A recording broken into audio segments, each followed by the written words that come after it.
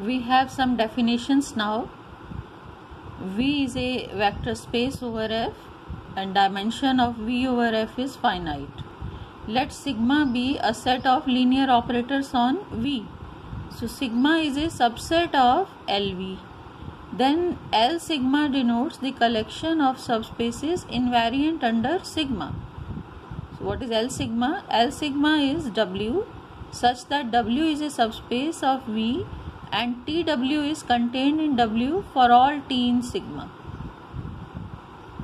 So the subspaces in L sigma are invariant under every linear operator T in sigma. So this L sigma is called the collection of sigma subspaces of V. So what are sigma subspaces of V? Sigma subspaces of V are those subspaces which are invariant under sigma. Now we say that sigma is an irreducible set of linear transformations if L sigma is equal to V comma 0 and V is obviously non-trivial.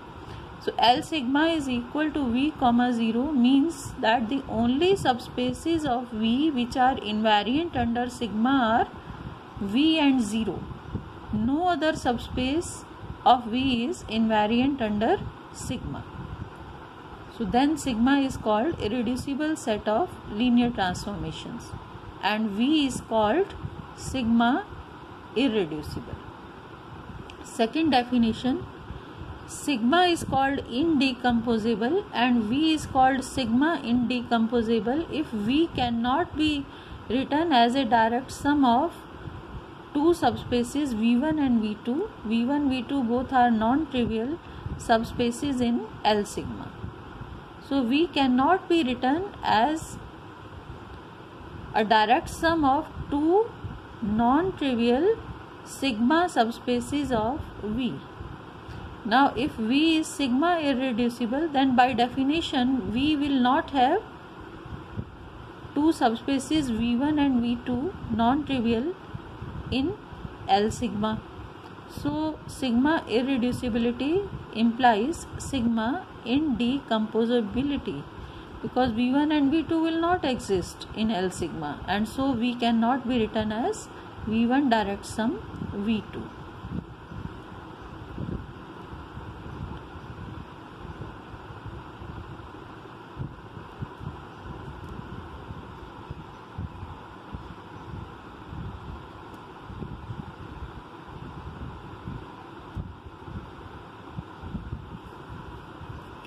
Next definition,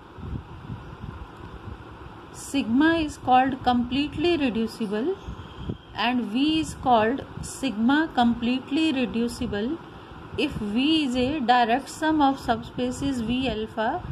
V alpha are all in L sigma and all the V alphas are irreducible. So that means V is a direct sum of irreducible sigma subspaces. Then we say that sigma is completely reducible or V is sigma completely reducible.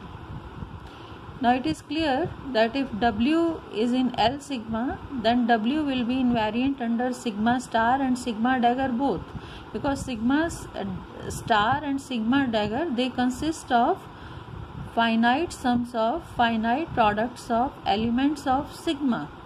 So if W belongs to L sigma, then W is invariant under sigma star and sigma dagger both, and hence L sigma is equal to L sigma star is equal to L sigma dagger.